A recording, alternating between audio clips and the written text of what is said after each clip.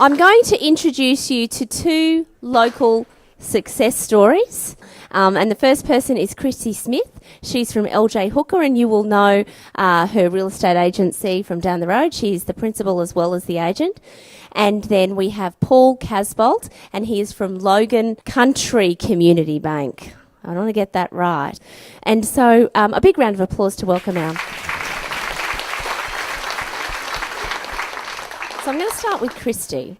And Christie is located here in Logan Village. And I want to know why here in Logan Village. Why did you choose to base your business here?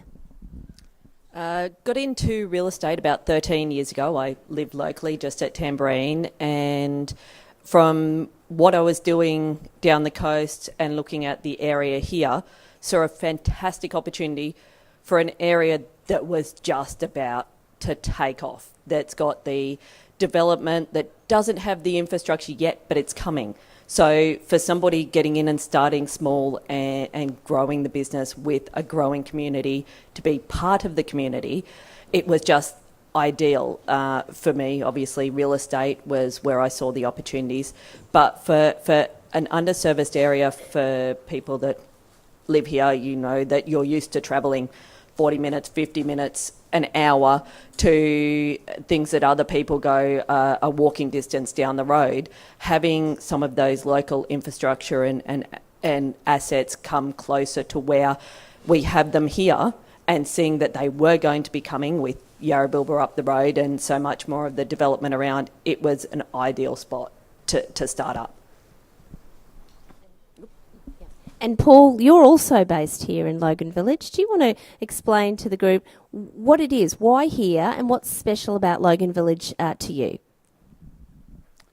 Okay, I followed on from a fight that we had with Energex, trying to keep reduce the number of crossings on the Logan River, and met a lot of people through that exercise, some of whom convinced me to join the local community bank. And I've been a director, volunteer director with the community bank. We're the only bank in town, just on the corner of Wharf Street. The reason I got involved was I see the community bank as a means of feeding back into the community and helping the community develop.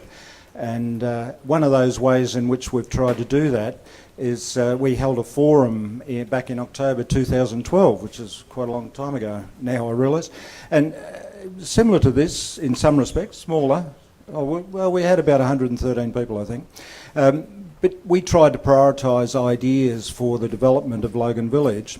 And I've got a list here. We've been working on these, some of which have been delivered. We got involved with the music festival, which celebrated Settlers' Day and then continued on as a music and heritage festival. And I saw that as a very positive community building exercise that also showed people the capabilities of the assets we have here, the village green in particular. We have a number of assets that we need to build on.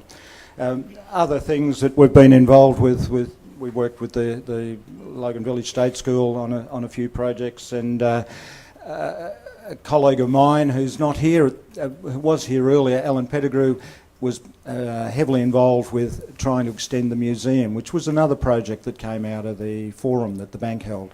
So there's a number of other projects on this list that haven't been fulfilled yet.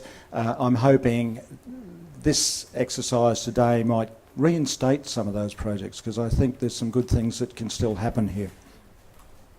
And before I ask Christie a follow-up question, Paul, what is it, if you were to think back and look at that list in your mind, what is the reason why some of them have progressed well in that amount of time and some are still left to do? Is there a secret ingredient?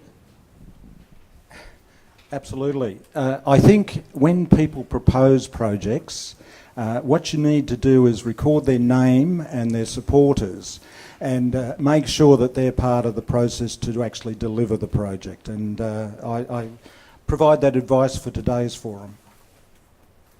So there's a good note for today. If you're really passionate about something, don't be shy. Don't walk away from it, because you might get a tap on the shoulder to help with that project going forward.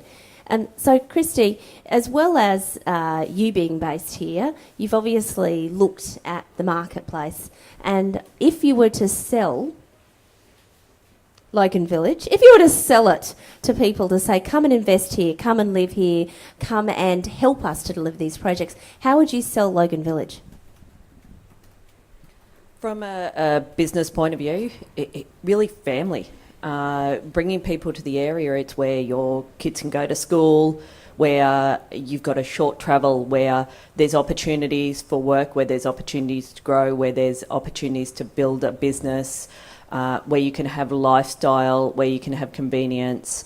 I now love the fact that we can go to parks in Yarrabilba and the restaurants and the facilities there, but we're a short travel away from so many other things where the infrastructure's coming.